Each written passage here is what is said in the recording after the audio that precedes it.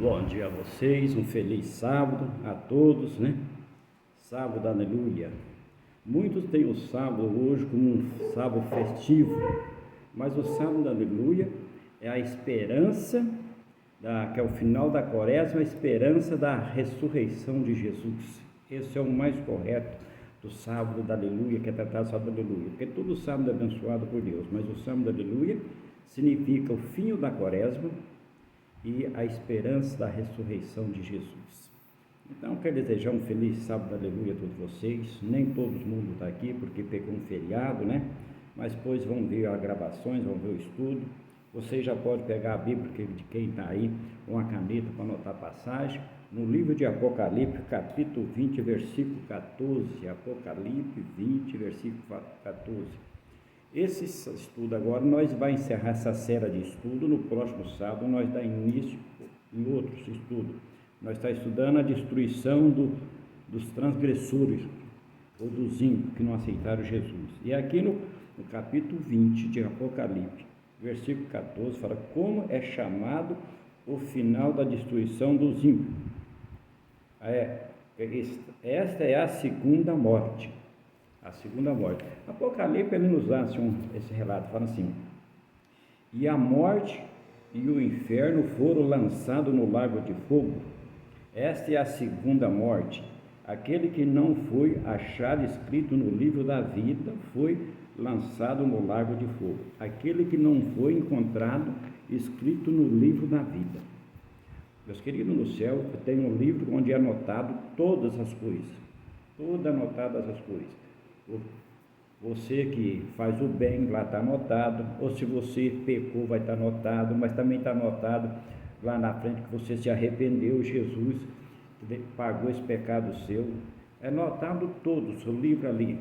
Por isso que em Apocalipse, abrir os livros, está escrito lá, isso vai ser numa próxima, nós vamos ver, abrir os livros, não foi um livro só, né? Então, foi lançado num lago de fogo. Agora nós vamos no livro de 2 Pedro, capítulo 3, versículo 13. 2 Pedro, capítulo 3, versículo 13. Assim, que aparecerá depois dos dias da queima. Nós, porém, segundo a sua promessa, esperamos novo céu, uma nova terra, nos quais habita a justiça. Quando fala que nós esperamos, porque está escrito que Deus vai fazer isso aqui vai terminar, vai fazer um novo céu e uma nova terra. E Pedro, ele nos fala então que é o seguinte: os cristãos aguardam, baseado na promessa de Deus, um novo céu e uma nova terra, aonde habita a justiça. Essa esperança motiva uma vida santa e piedosa enquanto espera o cumprimento da promessa divina. Após a destruição do sistema atual, esperamos um novo céu, uma nova terra onde habita a justiça. Esta é a passagem, ensina que após a destruição do mundo atual, corrompido pelo pecado, Deus estabelecerá um novo lar eterno, caracterizando pela justiça divina, motivando os cristãos a viver em santidade e esperança. Deus promete, e quando Deus promete, é cumprida as promessas de Deus. Ele está, por isso que ele fala assim: vou fazer um novo céu, uma nova terra, porque esse já passou. Aonde não vai ter mais pranto, não vai ter mais dor, não vai ter morte, não vai ter mais corrupção, não vai ter mais porta trancada. Você não precisa colocar guarda para vigiar a tua rua, não precisa de polícia para correr atrás dos malfeitores, porque vai ser uma terra de paz, de justiça, né? E por que ainda Deus não fez isso? Porque Ele está dando a oportunidade para nós aprender aquilo que Ele quer que nós aprendemos e nós levar também a palavra dEle a outras pessoas para se arrepender. Então, continuando, agora você vai lá no livro de Mateus, capítulo 13, versículo Mateus 13, versículo 43, fala, aonde estarão então o justo? Então o justo resplandecerá como o sol no reino do Pai. O justo resplandecerá como no reino de Deus. A luz, resplandecer aquela luz no reino do Papai do céu. Num período de 1000 anos, os que aceitam Jesus, nós que estamos estudando, eu com vocês, vocês comigo, para nós aprender aquilo que o Papai do céu quer que nós aprendamos, guiado pelo Espírito Santo de Deus, um dia nós vamos estar lá, e depois nós vamos estar nessa nova terra, aonde você vai fazer a tua habitação, aonde você vai plantar a tua pé de uva, a parreira, né? Você não precisa pôr uma porta com ferrolho, porque não tem maldade. Deus está preparando um lugar maravilhoso para teus filhos. Basta nós crer.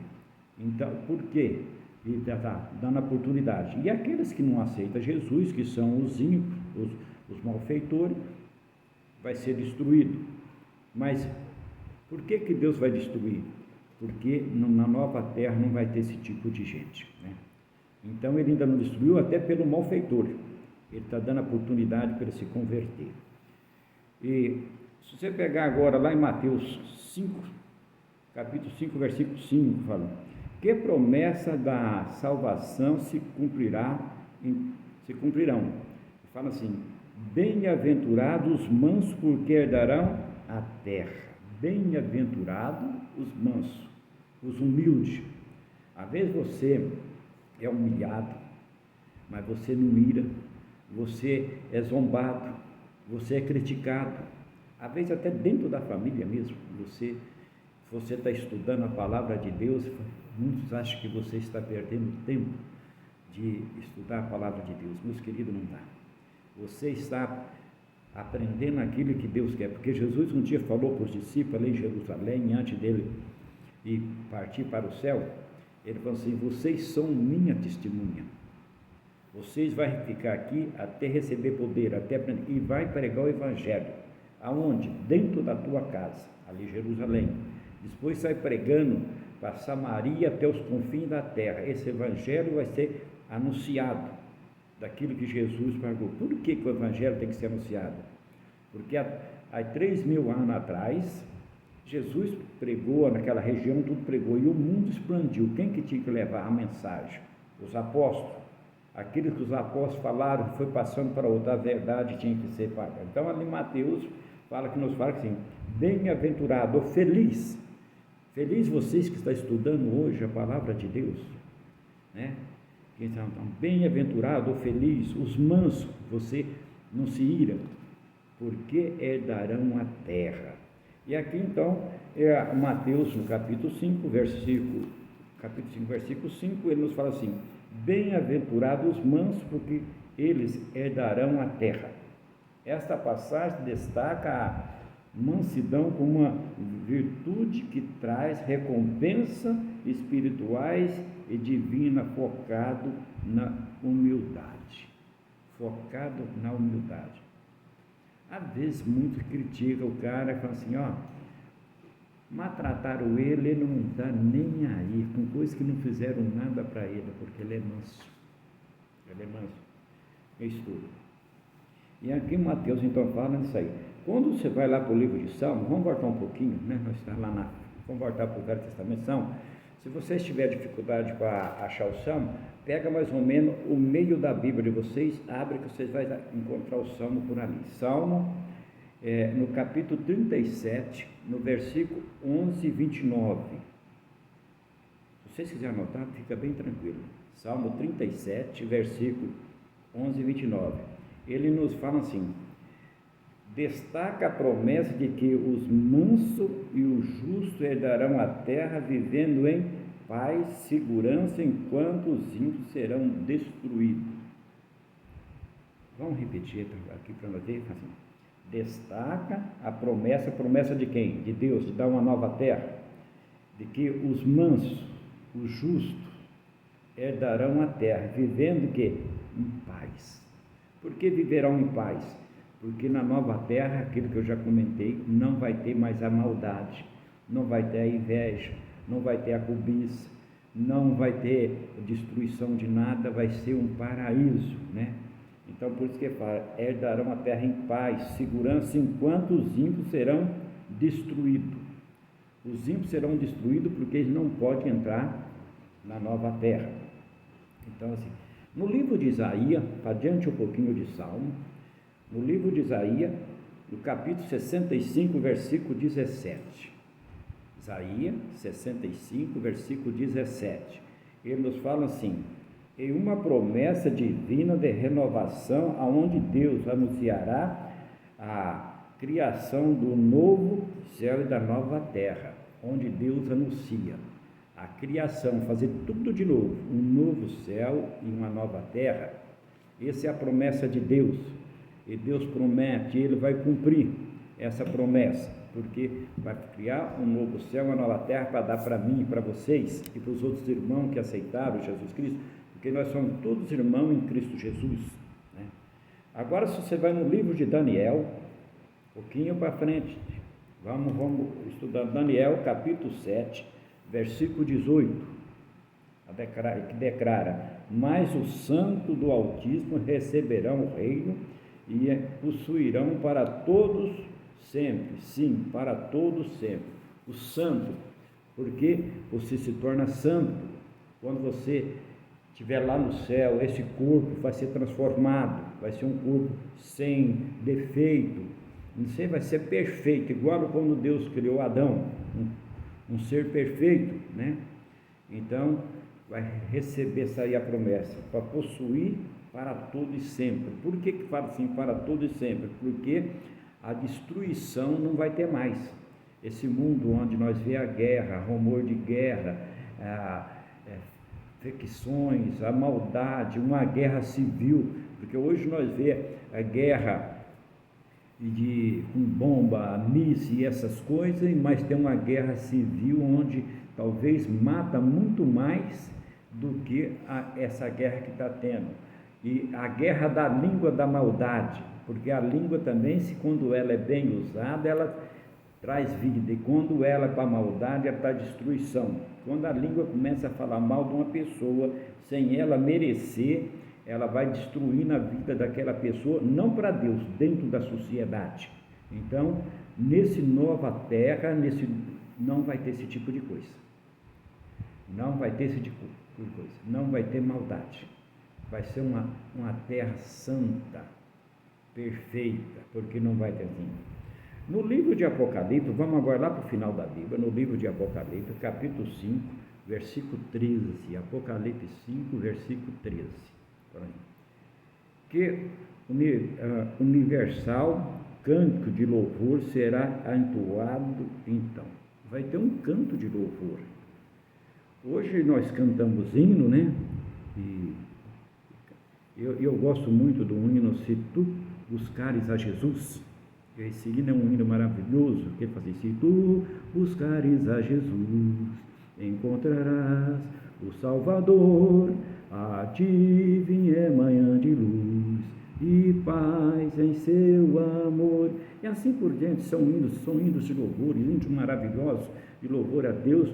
Nós pecadores, e cantamos lá no céu com um corpo perfeito. Então aqui fala qual é o cântico, e aqui escreveu assim para nós saber: então ouvi que toda criatura que há no céu e sobre a terra, debaixo da terra, sobre o mar, e todos que nela habitam, estava dizendo: aquele que está sentado no trono e o Cordeiro, seja o louvor, a honra e a glória e o domínio pelos séculos dos séculos.